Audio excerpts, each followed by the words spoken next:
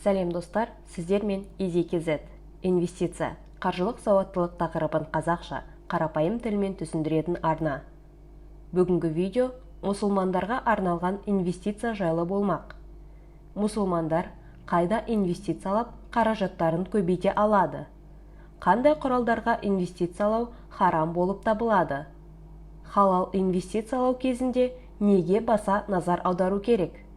Осы және де басқа да сұрақтардың жауабын алдағы минуттарда талдайтын боламыз. Тақырып сіздерге қызық болса, видеоға лайк басып, пікір қалдырып, арнаның дамуын қолдай отырыңыздар. Ал егер арнаның жаңа көрермені болсаңыз, алда шығатын видеоларды жіберіп алмас үшін арнама тіркеліп, қоңыраушаның үстінен баса кетіңіз. Рахмет. Инвестиция бұл мұсылмандар үшін тек қаражатты көбейту емес, ол Алланың, өзінің және отбасының алдындағы үлкен жауапкершілік. Мұсылмандар үшін олардың салымдары шариат шарттарына сай болуы өте маңызды. Сол себепті инвестициялау барысында олқылықтар болмас үшін қайда инвестициялаудың дұрыс екендігін біліп алған жөн. Енді шариат талаптарына сәйкес келетін қарапайым және кең таралған инвестиция түрлерін талдауға көшейік. Ең бірінші, қор нарығының ұсынатын мүмкіндіктерін қарастырайық. Қор нарығы негізінен облигация, акция, ETF және тағы да басқа құралдарға инвестициялауға мүмкіндік береді. Ал осының барлығына мұсылман адам инвестициялай алады ма? Жеке-жеке қарастырайық.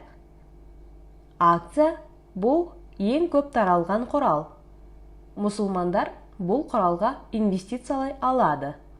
Бірақ инвестициялап отырған компанияның қызметі шариатқа сәйкес және азарт ойындар, алкоголь сияқты тыйым салынған іспен байланысты болмауы керек. Банк қызметін ұсынатын, қару-жарақ шығаратын компанияларда шариат талаптарына сәйкес келмейді. Мұсылман болып, акция алғыңыз келсе, ауыл шаруашылығы, технология, өндіріс саласында қызмет ететін компанияларды таңдағаныңыз жөн. Қор нарығында инвестициялауға болатын келесі құралдардың бірі ол облигациялар.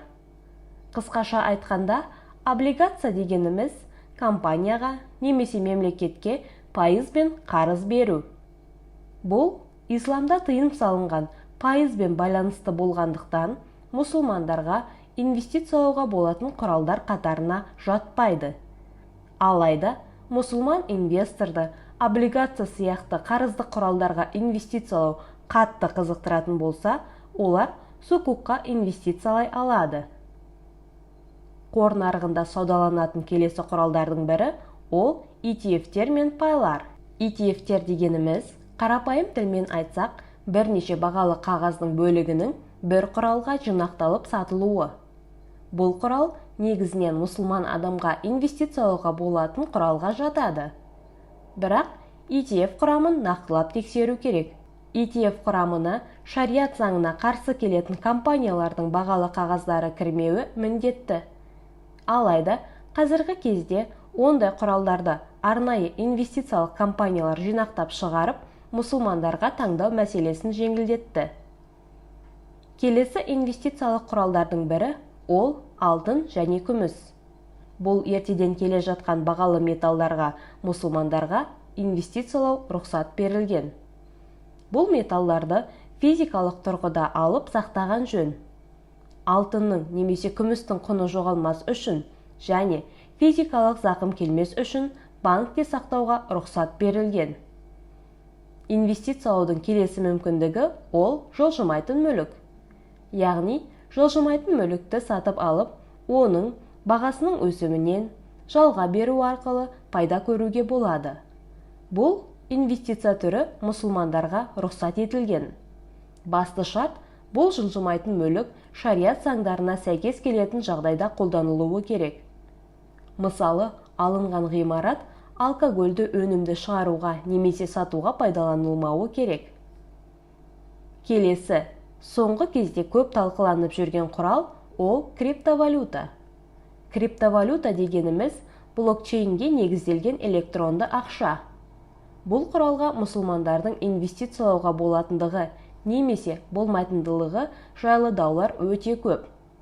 Бірақ, егер криптовалюта шариатқа сәйкес келетін операцияларды жүзеге асыруда қолданылатын болса, инвестициялауда еш кедергі тудырмайды деп болжауда.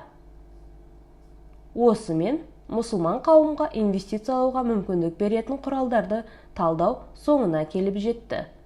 Мұсылманға табыс табуда береке іздеп, күмәндіден аулақ болу маңызды. Егерде инвестициялау барысында құралды, компанияны таңдау кезінде күмәндарыңыз болса, терең талдау жасаңыз. Немесе халал инвестициямен айналысатын инвестордан кеңес алғаныңыз жөн. Видео ұнаса, пайдалы болса, лайк басып, пікір қалдыруларыңызды сұраймын. Арнаның тіркелмеген көрермені болсаңыз, алда шығатын видеоларды жіберіп алмас үшін арнаға тіркеліп қойыңыз. Сіздерді келесі видеоларымда күтетін боламын.